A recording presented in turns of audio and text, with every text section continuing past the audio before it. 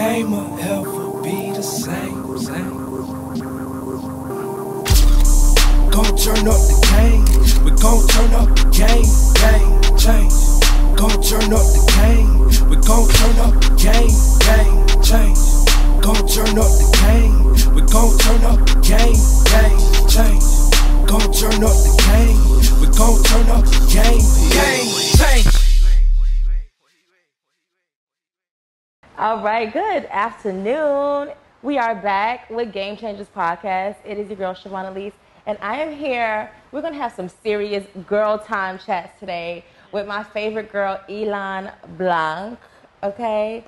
This is Miss Entrepreneur of the Year. She dominates in the field of real estate, tax services, and there's probably some things we don't even know about. So I'm super excited to, get to know Ylande a little bit better and, know what makes you tick.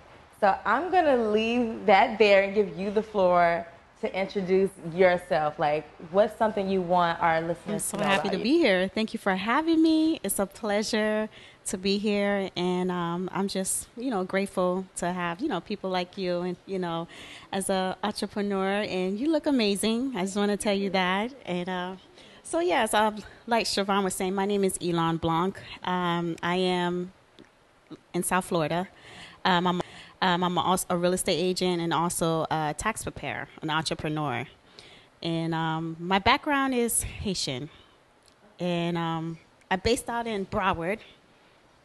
Oh, my God. Okay. All right. So were you a realtor first or were you into taxes first? I've been doing taxes for about 12 years. Sorry. Back in 2012, yeah. I've been doing taxes for 12 years, and then I branch off doing real estate. So I always, looked at you, and I thought, this girl is smart. Yeah. Because taxes and real estate actually correlate very well together. It does. But it's not something that I see a lot of people combine the way that I saw you do. So where did you get that idea from? Well, great question.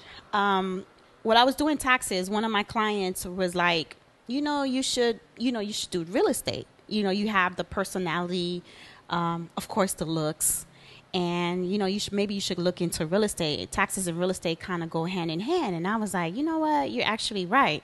So when my client told me that, a month later, I went and took the course and took my license. And then here I am now as a real estate agent. So what's your favorite, taxes or real estate?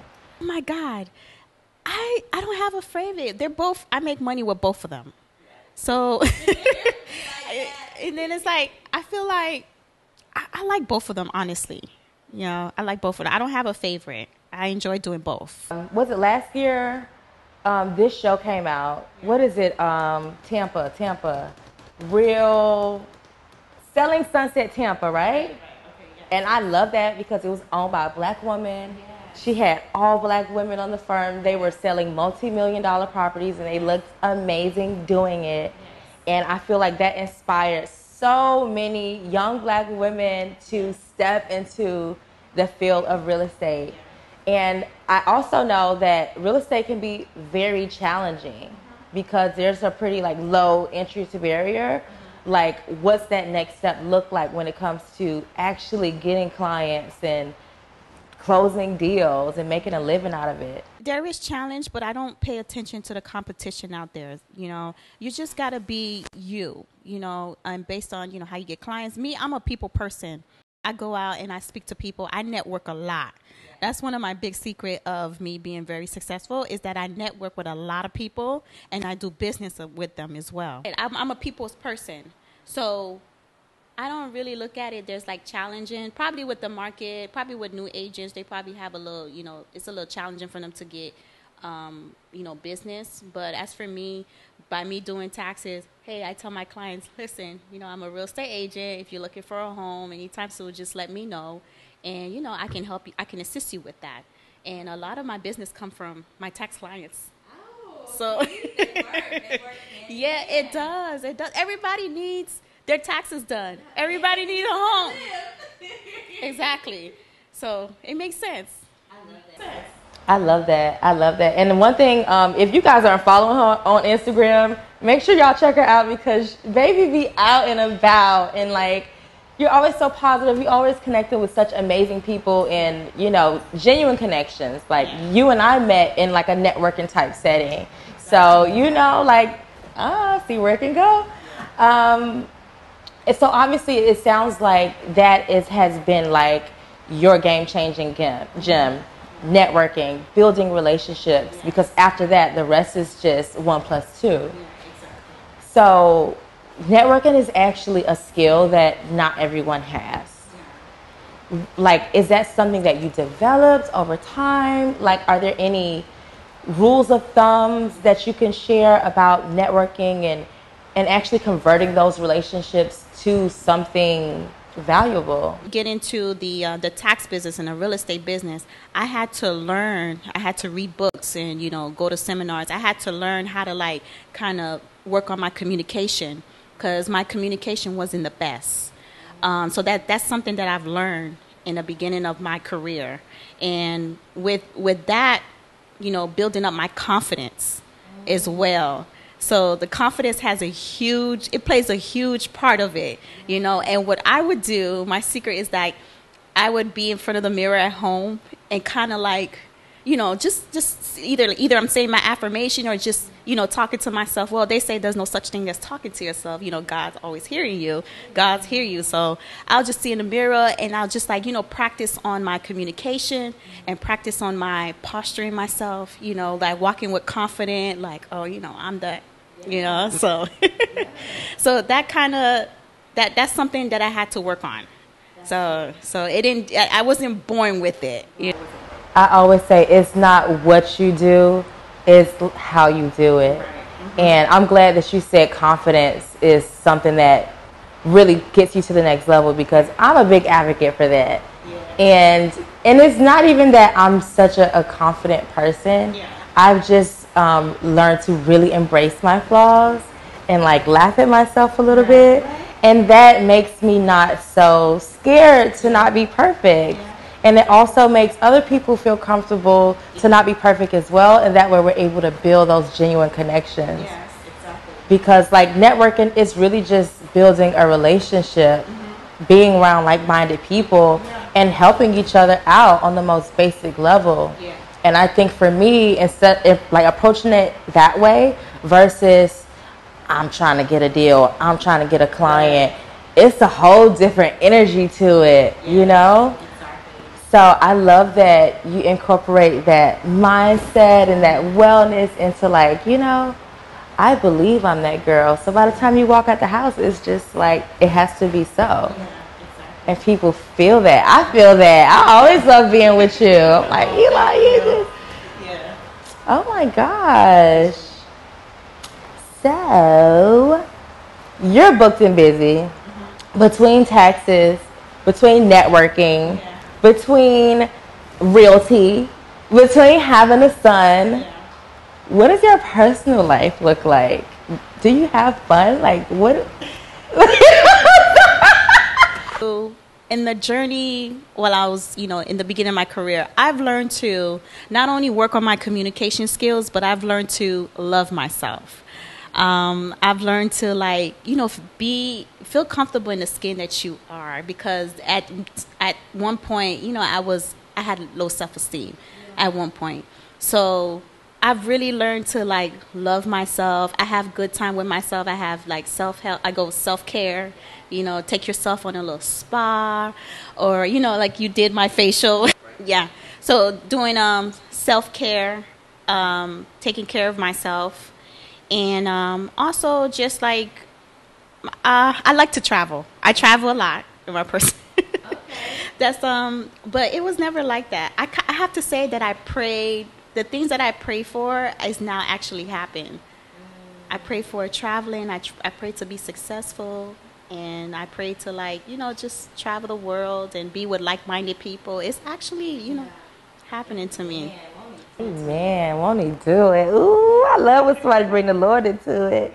And it's funny because like when we think about self-care, it's so exciting now. It's such a thing, and I'm so happy for that because For those of you who don't know, I started my entrepreneurship journey in the spa industry, owner of Elephant Beauty Spa, back in 2018. And a big reason I started it was because I had spent about 7 years in spa management at like luxury hotels and residences. And I did not see Black women enjoying those things, like at all. And I felt like we needed it the most, you know. We worked so hard. We're not going to go there, but, you know, we ain't the most supported demographic in the world, you know, hint, hint. And, you know, what does stress management look like? Like, growing up, it was going to the nail salon, which is cute, which is great. But I saw these people really utilizing this tool to completely revitalize themselves from the, you know, their workload, and just genuinely being refreshed and ready to take on the world. And I wanted to create a space for that, and also create representation for women of color, just to let us know, like, it's okay to live a life of leisure. Like, we deserve it. We're queens, right? And it's gotten to be mainstream, and it is the most beautiful thing ever. And I think that it is a underrated key to success, because it just expands your capacity to handle more. I didn't see my mom go to the spa or have, like, even though my parents have been married for like 30 plus years, or have like a mean time. It was always like work. And I didn't even know at one point if there was such, you know, getting a massage or going to a spa or me time, you know. So we wasn't raised, we didn't see our parents do that, you know. Absolutely not. And even like piggybacking off what you said about the generation before us, it was almost like a resistance when it came to those type of things. It's like, why would you spend money on that? Or you're wasting time. It's like, can we rest? Can we be human? You know? And it's so crazy, because it's like, realistically, as a human, how can you expect yourself to work and be fully functional? Like, you get a tune-up for your car, you at least get an oil change, you know. So why don't we look at ourselves that way? You know, we deserve it, you know. So I love that for us. Come on, Black people, get your self-care on.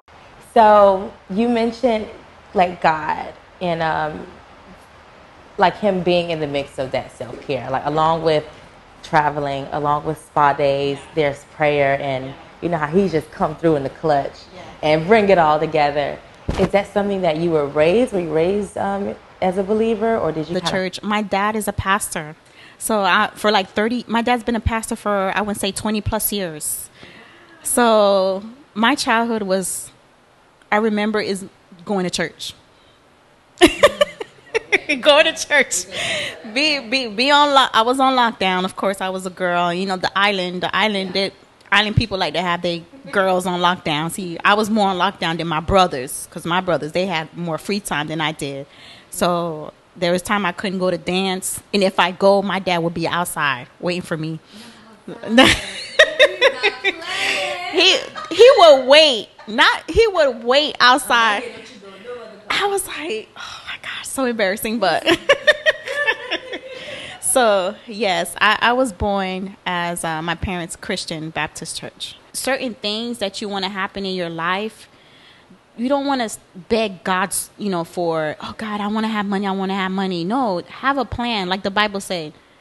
Make it plain, like write it down and just make it plain, you know. So it's a lot of stuff that I've learned while developing my mindset and developing, like, you know, my career and, you know, every other thing's going on in my life with the career, life, and business. Is everything, the principles are from the Bible. I've learned a lot. And there's a good book that I read, my favorite book, and I recommend people read this book. It's called The Power of Your Subconscious Mind by Dr. Murphy. He was a Christian. And he quote a lot of stuff that's in the Bible that I didn't know about this. I didn't know it had wealth, what you need to do with your money, you need to pay yourself first. It's a lot of principle, especially money principles are in the Bible. And it's like, wow, it's mind-blowing. But when you raise in the church, they don't really teach you that.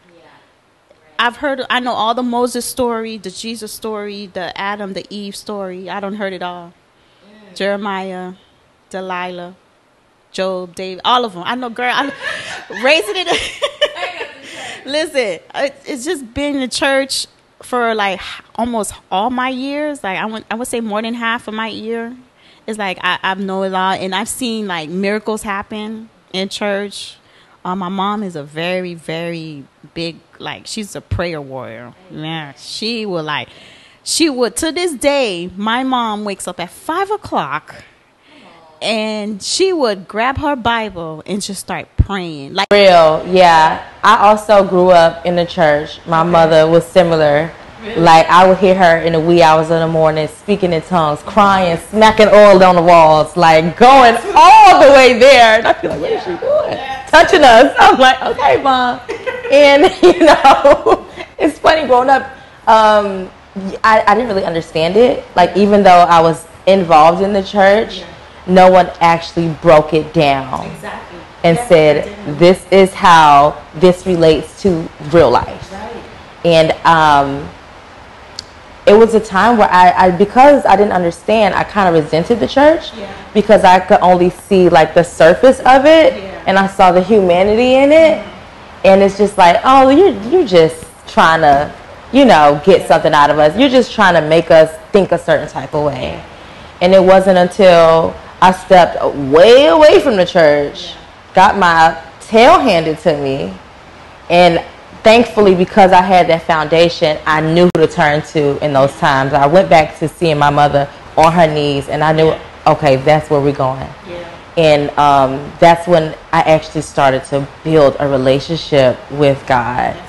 And that was the game changer of all game changers for me.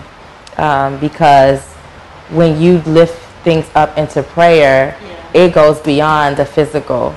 And things start to move in the spirit realm, which is a whole nother animal. And when you're going to the Most High, there is no opposition. And you start to bring those miracles down, and you understand the process of calling those miracles down. And someone had a really great quote. I don't know if it was a quote or he was on something. And he said that Jesus never preached about Christianity. He preached salvation.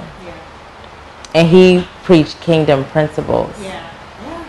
And I think that for those who aren't familiar with the church, it can only see it from the outside and see the humanity of it. They can easily say, oh, that's religious, you're closed-minded, that's this, they do this. It's like, forget that they're human just like us. They're raggedy just like us, Exactly. But if you get to understand that God is trying to teach us kingdom principles to use to get through our day-to-day life, then things are so clear. So much clear. So clear. And like, perfect example, I was talking to this guy, and we're dating, and we're just like not seeing eye to eye right now. And he was just like, oh, if I'm stressing you out or anything, this is too much, just let me know. And I was thinking like, oh baby, you ain't gonna never stress me out. Because first of all, if things get a little too shaky, I'm gonna pray about it. And that's that. I'm gonna pray for you, I'm gonna pray for you, I'm gonna pray for me, and we're gonna keep it rolling. And unfortunately, everybody doesn't know that. And I've seen people do some really destructive things, like really horrible things, out of taking the power into their own hands. Growing up, like you said, I resisted the church too. Like, I was like, it wasn't in me at that time. I want to say when I got back to it, like fast forward, at one point in my life, I was like, why am I living like this? Why am I not where I want to be? You know, you get a certain age, like you want to be married, you want to have kids, you want to settle down, you want to have a man. So I had got to a breaking point, like, why am I not where I want to be in life? You know, I think I was like close to 30 years old. And then I was like, you know what, I need to get myself back to, you know, the Lord. And which I did. And how I did it is that, girl, I was in a relationship, and that didn't work out. It broke me down mentally. Like, really, it broke me down. What I did when I was in that relationship, I was not really into God. I was a God believer, but I didn't really go to God for anything, you know. It's one day when that relation did not broke out, when it took every single last breath out of me, I was like, God, I need you. Yeah. And what I did, I went on, girl, I don't know how I did it. I went on a complete 14-day fast, like just liquid. And during that fast, I was just praying to God. I was like saying, God, please forgive me for not, for not coming to you, for not, putting you first in my life. And I just want to thank you. You know, I was just praying. Girl, in 6 months, my life completely changed. Like financially, like great people would start leaving my life. Those were not, benefit to me. Right. And then it was like things were going great. My money was growing. My address changed. I was like, wow, 6 months. And I was in that deadbeat relationship for like almost 2 years. Oh, thank you for sharing that. Somebody really, really needed to hear that. Yeah. Because, and I had a similar story too, where that breaking point for me was a relationship that beat me down to the socks, and I felt like I didn't know where else to go either. Wow. And it was just like this place of complete surrender, hunger, desperation for God, and He did turn things around for me quickly as well. That's when I moved down here. I started my business. I got a new car and a zip code, all that. Like, He worked so fast. And I think that it goes to show us all that God don't want nothing more but to love us.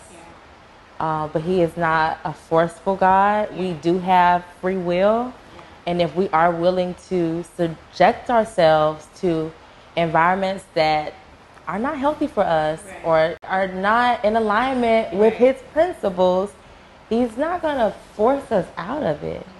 But the second we say, okay, I'm ready to do it your way, He's going to run to us and comfort us and provide everything we need. We just have to have it in our hearts and be humble enough to admit it, that we need help, and be willing to live by those principles.